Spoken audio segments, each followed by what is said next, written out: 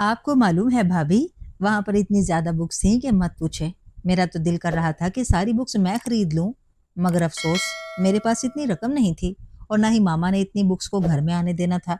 میں بیچارگی سے بولی، مہر اتنے پسند ہیں تمہیں یہ ناول؟ بھابھی پراشتیاق نگاہوں سے مجھے دیکھتے ہوئے بولی، بھابھی مجھے ان سے عشق ہے، میرے پاس الفاظ ہی نہیں کہ میں آپ کو کیسے بتاؤں کہ مجھے ان سے دیوانگی کی حد تک محبت ہے۔ میں صدقے کے دل سے اعتراف کرتے ہوئے بولی تو وہ مسکرا اٹھیں۔ ہاں تو اسی لیے ان کا مستقبل ہم سب کو خطرے میں لگتا ہے۔ ویسے بھابھی آپ کی فیملی میں دور دور تک کوئی مرد حضرات ناول نگار نہیں ہے؟ جیا نے بھابھی سے استفسار کیا۔ نہیں جیا، کیوں پوچھ رہی ہیں آپ؟ بھابھی میں سوچ رہی ہوں اگر کسی ناول نگار سے اس ناولز کی دیوانی کی شادی کر دیں تو جوڑی اچھی رہے گی، وہ لکھتا جائے گا اور یہ پڑھتی جائے گی، کسی کو کوئی پریشانی بھی نہیں ہوگی، مہر بھی خوش، مہر کے آس پاس والے بھی خوش و مطمئن۔ کیسا آئیڈیا ہے؟ نہایت سستا آئیڈیا ہے، میں نے منہ بسور کر کہا۔ بھابھی بھی اس کی بات پر ہنس رہی تھی۔ تو پھر اس بک شاپ والے کا کیا خیال ہے جہاں آج بھاگتے بھاگتے گئی تھی محترمہ؟ پھر تمہیں ناول خریدنے کی ضرورت بھی نہیں پڑے گی، جتنا چاہے پڑھنا۔ وہ آنکھ مارتے ہوئے شرارت سے بولی، تم رہنے دو، اس بارے میں سوچنا تو اچھی بات ہے۔ اس کی بات پر مجھے بالکل بھی ہنسی نہیں آ رہی تھی۔ بھائی جیا، ہماری مہر کو جہان سکندر یا سالار سکندر جیسے کوالٹی کے ہیرو چاہیے، آپ کہاں ان کو بک سیلر اور ناول نگار سے ملا رہی ہیں؟ بھابھی کی بات پر میں شرما گئی۔ ویسے میری یہ بھی خواہش ہے کہ اگر جہان سالار اور عمر جہانگیر جیسا اگر کوئی بھی نہ ملا تو کوئی ایسا ہو جو میری طرح ہی ناول پڑھتا ہو، پھر وہ مجھے روک ٹوک تو نہیں کرے گا، ورنہ مجھے سب نے بہت ڈرا سا دیا ہوا ہے کہ جب تمہاری شادی ہو جائے گی تو یہ ناول پڑھنے کا بھوت خود بخود ہی اتر جائے گا، اور ماما تو اس پر عمل کرنے کا بھی جلد سوچ رہی ہیں، وہ تو سب سے پہلے ہی تیار بیٹھی ہیں کہ کوئی ایسا طریقہ ملے کہ مہر کے ناول کسی طرح چھوٹ جائیں۔ اف، اب میں انہیں کیسے بتاؤں کہ میں ناول سے بے انتہا محبت کرتی ہوں؟ میں نے نہ جانے کیا سوچ رکھا ہے۔ ہم لوگ نہ جانے زندگی میں کتنے منصوبے بناتے ہیں، مگر سب سے بڑا منصوبہ ساز تو خدا ہے، جو وہ اپنے بندے کے لیے بہترین چاہتا ہے وہی اس کے نصیب کے پنوں میں لکھ دیتا ہے۔ رات کو ڈنر کے بعد میں تائی جان اور تائی جان کے پاس آئی۔ ارحم بخاری سے بدلہ تو لینا تھا نا مجھے، اس کی نائٹ ڈیوٹی تھی، اسی لیے وہ ابھی تک گھر نہیں لوٹا تھا، اور میں پوری منصوبہ بندی کے ساتھ تایا جان اور تائی جان کو اپنے منصوبے کے گھیرے میں لے چکی تھی۔ تائی جان، آپ کو نہیں لگتا ارحام کی اب شادی کر دینی چاہیے؟ میں تھوڑی ادھر ادھر کی باتیں کر کے تائی جان سے مخاطب ہوئی۔ میری بات کو سن کر ان دونوں میاں بیوی نے مجھے چونک کر دیکھا۔ میں تو اسے کہہ کہہ کر تھک چکی ہوں، مگر اس کا تو ابھی تک یہی کہنا ہے کہ ابھی اسے وقت چاہیے، نہ جانے اسے اور کتنا وقت چاہیے۔ تائی جان نے سادگی سے جواب دیا، اور سچ بھی یہی تھا، جب بھی وہ کبھی اس معاملے میں اس سے بات کرتی تو وہ سرے سے میدان سے غائب ہو جاتا تھا۔ تائی جان، کیا پتا کسی کو پسند کرتے ہوں اور آپ کو بتانے میں جھجک رہے ہوں؟ میں نے ایک نظر تایا پر ڈالتے ہوئے کہا، جو فائل ہاتھ میں پکڑے کسی کیس کی اسٹڈی کر رہے تھے۔ انہوں نے فائل سے نگاہ ہٹا کر میری طرف دیکھا، اور میں نے حیرانگی سے میری طرف دیکھتی تائی جان کے چہرے پر ایک سائے کو محسوس کیا۔ ارے مہر چندہ، ایسی کوئی بات نہیں، انہوں نے مسکرا کر نفی میں سر ہلایا۔ ایسی ہی بات ہے تائی جان، میں نے پھر آج اس لڑکی کے ساتھ بنائی ارحام کی ساری تصویریں اور ویڈیو دکھائیں جس میں اس لڑکی کے ساتھ کافی ہنس ہنس کر بات کر رہا تھا۔ تائی جان تو صحیح معنوں میں پریشان ہو گئی تھی، اور تایا جان خاموش تھے، اور میں جانتی تھی وہ اندر ہی اندر اسے گالیوں سے نواز رہے ہوں گے، اور اب اس کی خیر نہیں تھی، اور میرا دل اندر ہی اندر باغ باغ ہو رہا تھا۔ اپنے تصور کے پردے میں اسے تایا جان سے ڈانٹ پڑتے دیکھ رہی تھی۔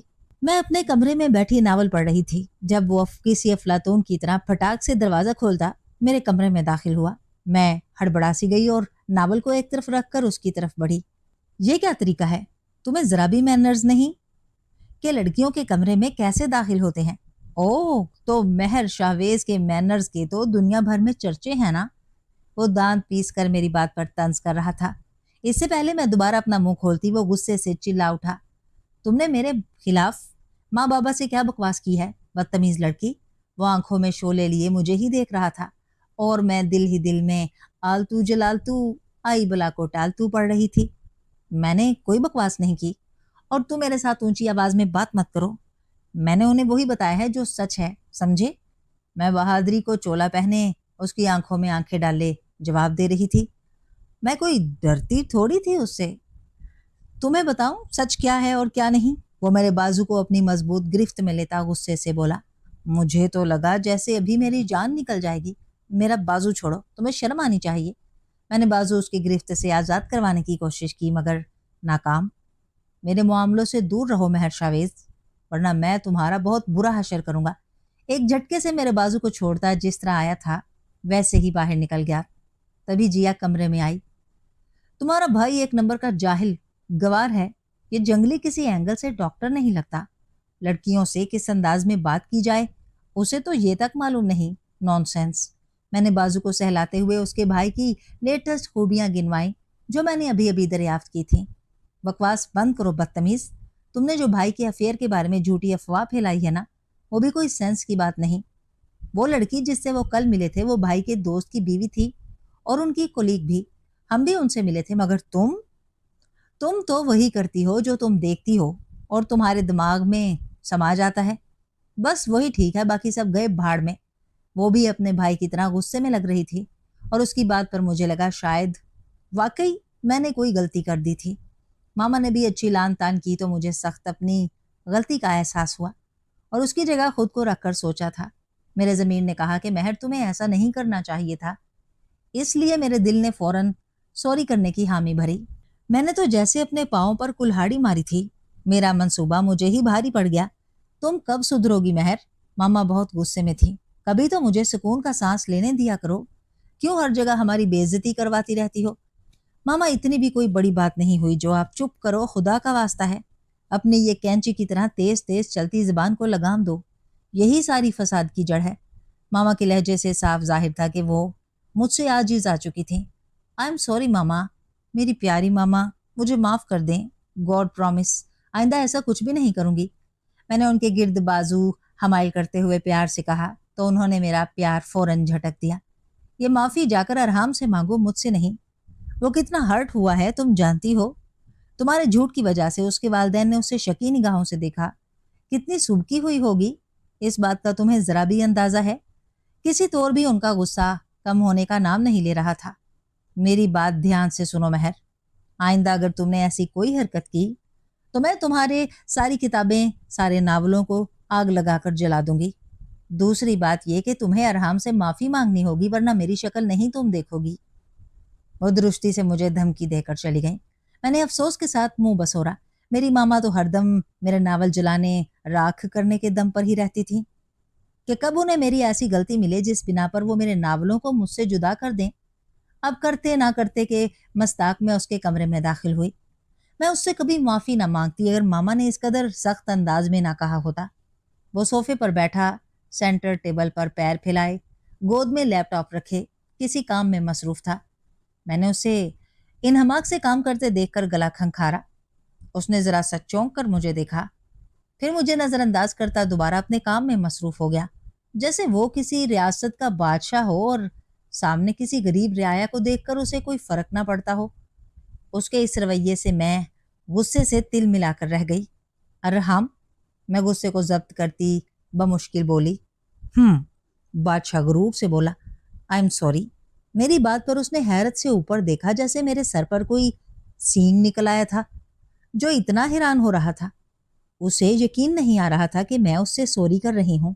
آتا بھی کیسے؟ میں نے کبھی بڑی سے بڑی غلطی پر بھی اس سے سوری نہیں کہا تھا۔ یہ بھی اگر ماما مجبور نہ کرتی تو میں کبھی اس سے سوری نہ کرتی۔ ویسے تم نے معافی والا کام کیا تو نہیں مہر شاویز، لیکن اگر تم اس قدر بیچاری سی شکل بنا کر آئی ہو تو تمہیں خالی ہاتھ لوٹایا نہیں جا سکتا۔ وہ مہربان بادشاہ کی مانند گویا غریب رعایا پر کوئی عظیم احسان کر رہا تھا۔ میں نے غصے سے اس مغرور بادشاہ کو دیکھا اور اس کے کمرے سے باہر نکل کر ایسے دم لیا جیسے اندر میرے لیے آکسیجن کی نہایت کمی سی ہو گئی تھی۔ میں نے ارسلہ اور انمتا کے ساتھ ہی بی اے میں ایڈمیشن لے لیا تھا۔ زندگی مزے سے گزر رہی تھی اور میری زندگی میں تو ہلچل نہیں بلکہ میری خوبصورت خوابوں بھری زندگی خوفناک زلزلے کی زد میں آ گئی۔ میں جو چاچو کے پاس کسی کام سے جا رہی تھی، جب میری گناہ گار سماعت سے تایا اور تائی جان کی آواز ٹکرائی۔ بیگم، میں نے شاویز سے بات کر لی ہے، اب وہی ہوگا جو میں چاہتا ہوں۔ مجھے مہر ارحام کے لیے بہت پسند ہے۔ یہ تایا جان تھے جو کسی دھونس جمانے والے کی طرح بات کر رہے تھے۔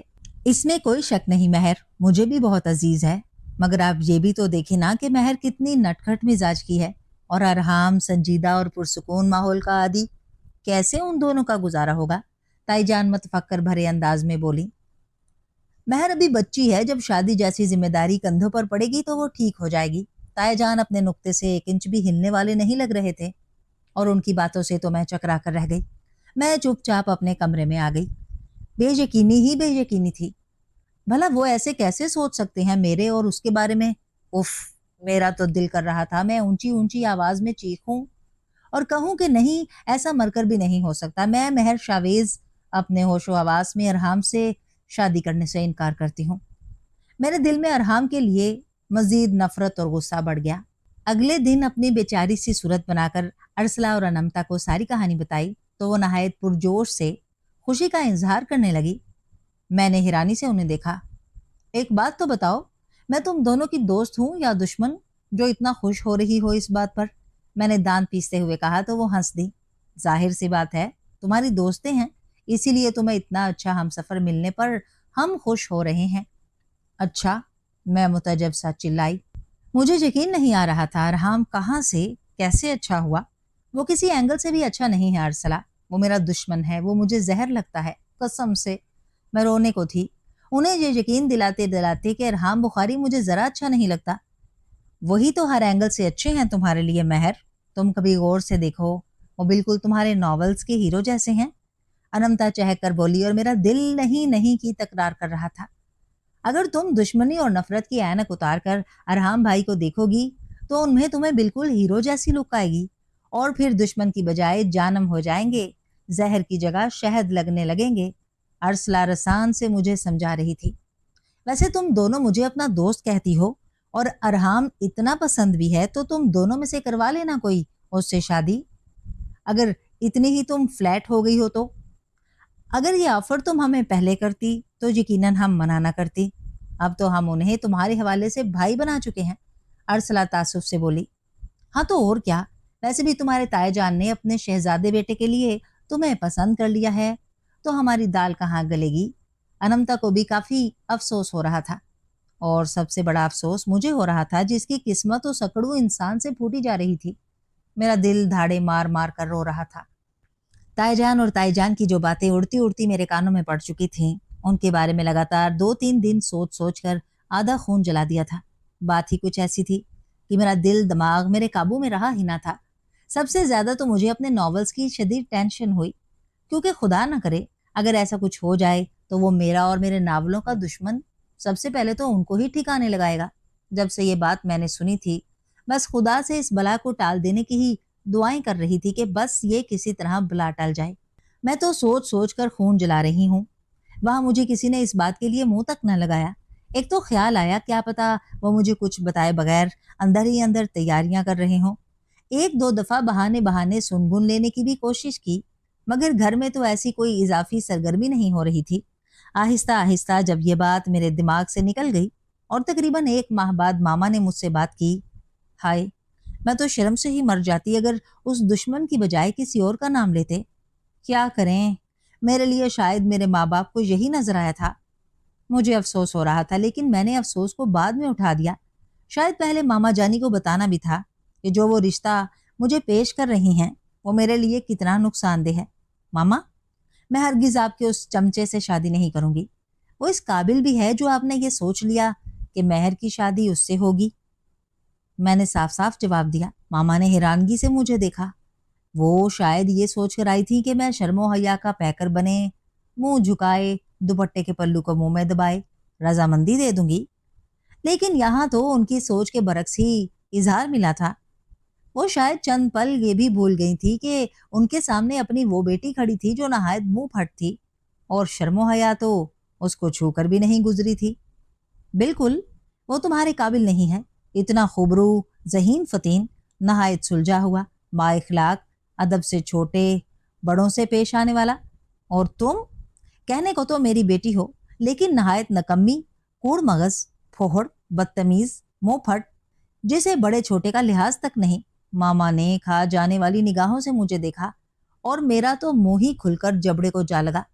حیرت اور غصے سے تو میرا دماغ گھومنے لگا، یعنی اپنی بیٹی میں دنیا جہاں کی برائیاں اور اس ایڈیٹ میں دنیا جہاں کی اچھائیاں ماما کو نظر آ رہی تھی۔ دیکھو لوگو دیکھو، یہ میرے ساتھ انصاف ہو رہا ہے، کوئی ایسا بھی کرتا ہے۔ میرا ننھا منھا دل ٹھا ٹھا کر کے ٹوٹ سا گیا۔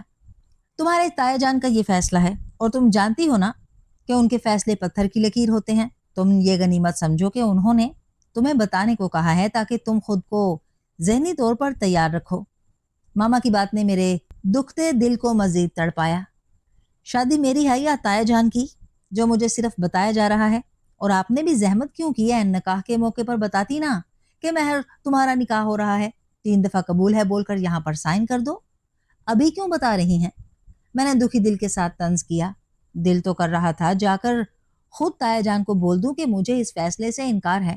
رات کو کال کر کے انمتا اور ارسلہ کو بتایا تو وہ خوشی سے چلانے لگیں۔ ان کے بس میں ہوتا تو وہ فون سے نکل کر مجھے خوشی سے دبوچ ہی لیتی۔ میرے دکھ کی پرواہ کیے بغیر ان کا یہی پوچھنا تھا کہ یہ قربانی مطلب شادی کب ہو رہی ہے؟ تم لوگوں کو مزید اس کی خوبصورتی کے قصیدہ گوئی کی تو قسم سے میں صبح کالج آ کر تم دونوں کا سر پھاڑ دوں گی۔ اس وقت مجھے شدید غصہ ہے۔ میں آتش فشاں لاوے کی طرح پھٹی، جس کا یہ فائدہ ہوا کہ وہ دونوں ذرا سنجیدہ ہوئی تھیں۔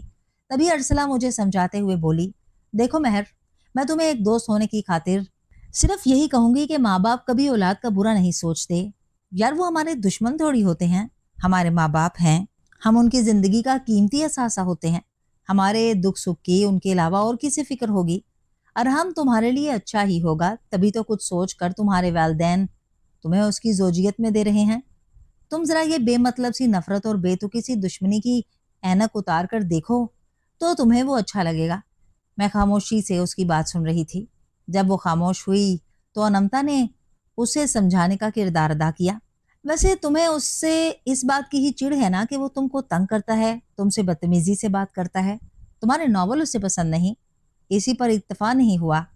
انو یار وہ بہت گھمنڈی ہے، اپنے ذہین اور ڈاکٹر ہونے کا غرور ہی اس میں سے نہیں جاتا، اپنے آپ کو نہ جانے کہاں کا اندر راجہ سمجھتا ہے، ماما کو میرے خلاف بھڑکاتا ہے کمینہ۔ ارحام کے بارے میں سوچ کر میں آگ بگولا ہو گئی۔ اف مہر، تمہارے اندر ارحام بھائی کے لیے کتنا زہر ہے یار، تم اتنا غلط سوچ رہی ہو۔ ارسلہ کی افسوس بھری آواز آئی۔ تمہیں تو بڑا پتا ہے کہ میں غلط سوچ رہی ہوں یا ٹھیک؟ ارے بی بی، اس کے ساتھ ایک چھت تلے بچپن سے میں رہی ہوں، تم نہیں، اس لیے تمہیں کچھ بھی نہیں پتا۔ میں تنک کر بولی۔ مجھے ان پر بھی بہت غصہ آ رہا تھا، میری دوستیں ہو کر وہ اس کی طرف داری کر رہی تھی، آگ تو مجھے لگنی ہی تھی۔ بالکل تم نے ٹھیک کہا، میں ان کے ساتھ نہیں رہی، لیکن تمہارے ساتھ تو تقریباً 2-3 سال لازمی رہی ہوں گی، اس لیے تمہاری عادت کا بھی بخوبی علم ہے۔ تم اندازے بہت لگاتی ہو اور وہ بھی نہایت غلط، اور مجھے لگتا ہے ارحام بھائی کے بارے میں بھی تم کیا سارائی سے کام لے رہی ہو۔ تو تم یہ کہنا چاہتی ہو کہ میں بری ہوں اور وہ اچھا ہے؟ میں دان پیس کر بولی۔ ارے میرا مطلب یہ تو نہیں، میں تو سمجھ گئی تمہارا مطلب، میں ہی پاگل ہوں جو تم لوگوں سے مشورہ لینے آ گئی۔ میں نے غصے سے اس کی بات کاٹتے ہوئے فون بند کر دیا اور وہ بس ہیلو ہیلو ہی کرتی رہ گئی۔ یعنی حد ہوتی ہے، سب کو بس میں ہی بری لگ رہی ہوں، اور میرا من نہایت کھٹا ہو رہا تھا اس بات پر، اور تو اور رونے کو بھی دل کر رہا تھا۔